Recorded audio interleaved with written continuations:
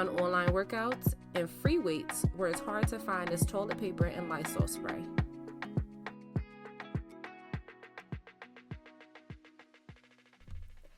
Hey, wellness warriors, and welcome back to Wellness Can Wait. I'm your host, Dr. Chantel Barr, and today we're diving into the first and pivotal key component of wellness, and that is, you guessed it correctly, physical wellness. Now, when typically considering physical wellness, you might think of nutrition, exercise, and adequate sleep.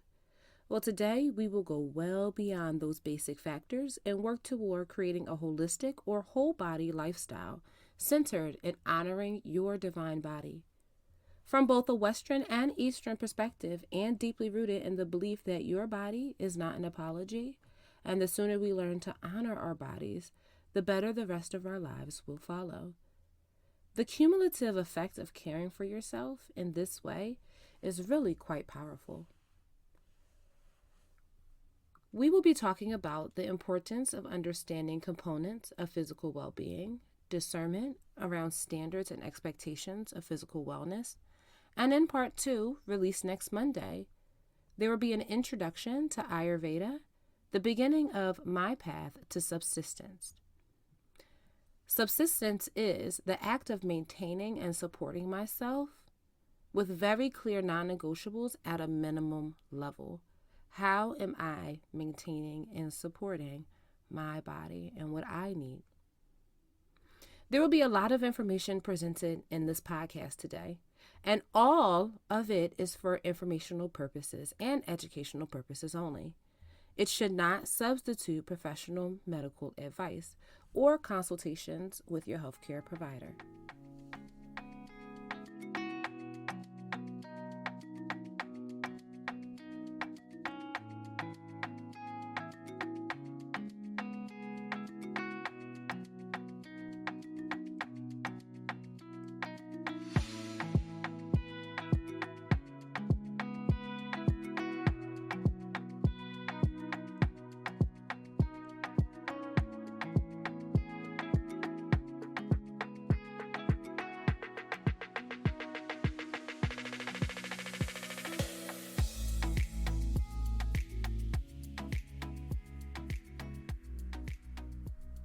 There is a breadth and depth of content today.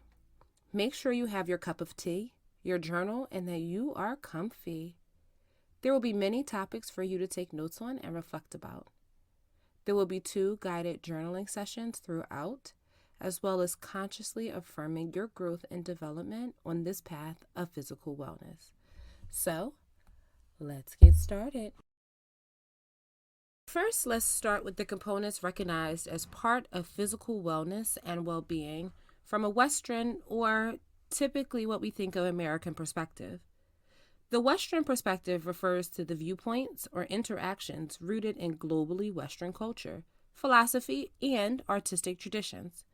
In our Western way of thinking, we typically like to value logic, rationale, objectivity, and the measurement of observable phenomenon, focusing heavily on mathematics and linguistics in our understanding of the world around us. Because of this, there are an overwhelming number of components of physical well-being.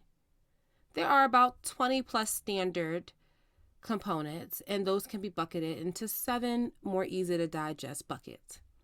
And those 7 buckets overwhelmingly are muscular endurance, flexibility, body composition, cardiovascular endurance, nutrition, sleep, and avoidance of substances like alcohol, drugs, tobacco. And depending on where you get your information, which I will talk about more shortly, there may be some variation to these categories, but overwhelmingly, these are the 7 categories that I saw that rose to the top. And within each of these categories, there is an abundance of information to sort through on the actual best practices. We are often left spinning our wheels and lack the follow-through to keep up with so much. Complete changes and shifts, learning how to adjust to the shock of abrupt and rapid changes to align with the newest or best fad diet, workout method, or ever-changing best practices in the health field from a Western perspective. And I'll start also by saying, if wellness was so easy, we would all be well.